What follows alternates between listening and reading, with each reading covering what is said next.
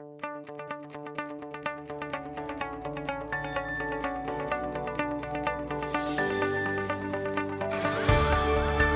are listening to LOA Recon with the Good Vibe coach Jeanette Ma, where we dissect the ins and outs and the art and science of conscious creation, all intended to amp up your manifesting game.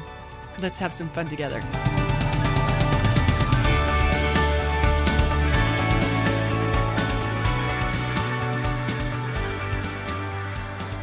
Hey guys, thanks for tuning into this episode. I wanted to talk today about when self-love seems selfish. Because some fellow creators are holding back on their self-love practice because they don't want to be selfish. Like they feel a contradiction between being good to themselves and being good to others. It's like they think if they do what they want, it won't be good for someone else. You guys, that's not going to fly. Not now, not ever. We are never going to win when we sacrifice our own joy for the sake of someone else's preferences or desires. Or what we imagine someone else's preferences or desires to be. Because lots of times we're making that up and it's not even remotely true. Sometimes maybe, but lots of times not. Here's why this matters, and I get a little fired up about this. Vibrationally, your alignment will be kinked as long as you feel a conflict between what's good for you and what's good for others. You gotta know what's best for you is also best for everyone else too. And if you don't see it that way, you're believing a lie. And that is a lie worth straightening out because your happiness depends on getting clear on this. I'm trying to think of an example. You know what? A really typical one? Moms who think their kids will suffer if she does what she really wants to do. Or spouses or lovers who think their partner won't like it if they do what they really want to do. You guys, that thinking is a trap. It's a bunch of crap trap. If it's good for you, it is good for everyone else too, because we don't benefit when you suffer. You're not actually doing any of us any favors when you give up what you want. That's not what you want to bring to this party, right? If you think your spouse wants to be stuck with someone who'd rather be with someone else, you're wrong. Or if you think your kids want to be raised by martyr moms, they don't. Or be raised by unhappily married parents, guess what? They don't. They really, truly don't. You are making this whole planet a better place when you are flowing joy and delight and passion and enthusiasm and happiness, not obligation or limitation or even compromise. That's not what the world wants from you. What we want is your happiness. It's what makes us happy too. If you do have someone in your life who really truly thinks that you being happy is a problem for them, you might want to rethink having them in your life or answering to them in any way. If it's a boss, you can do better. If it's a parent, welcome to the club. If it's a child, you got to show them it really will be okay when we honor our highest joy. You wouldn't want to teach them anything else, would you? Your gremlins might be going crazy right now, chiming in with all sorts of yeah, buts. Yeah, but what about when what you want to do is yard work naked and your neighbors don't like it? Or what about when you want to sleep with more than just your spouse and your partner isn't down with that? I'm not saying that it's easy to navigate ourselves through all the limiting beliefs we hold about why we can't let ourselves follow our true joy and happiness. But a lot of times, we're only drawn to something because we've been resisting it, right? Like we think we can't have it. If you really let yourself consider the possibility that you think you can't have that you want, if you put it on the table as a real option, you might be surprised about what you choose. I remember a client once upon a time, she was not enjoying motherhood. This girl was not having a good time as a divorced mom.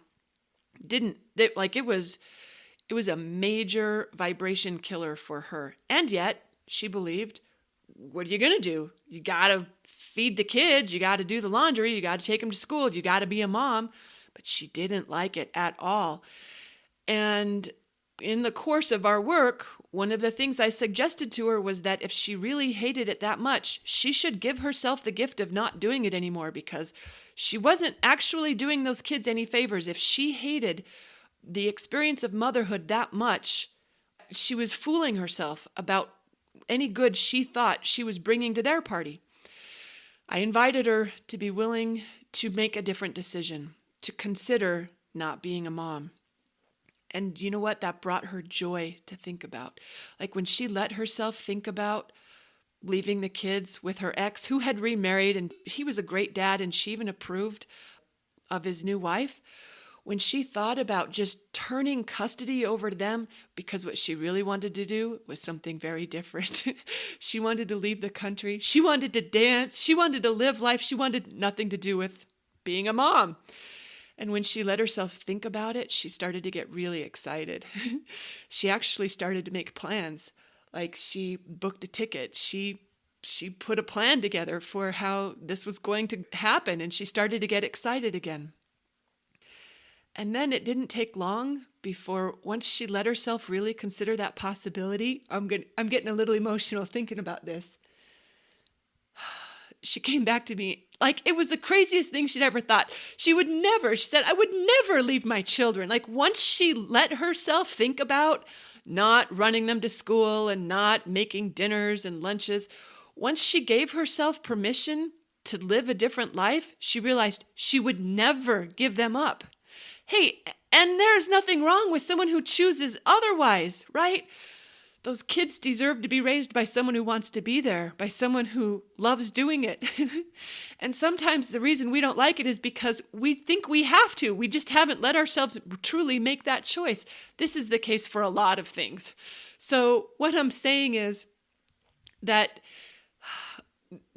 the thoughts that we hold sometimes get in the way of letting us say yes to what we truly want.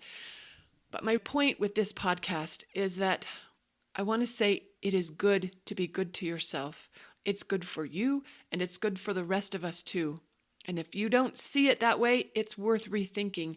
Your alignment depends on it. And maybe one way to start practicing this in life is to just start small with some of the easier stuff. Like, you know what? It really will be okay if the laundry doesn't get done tonight and you take a bath instead.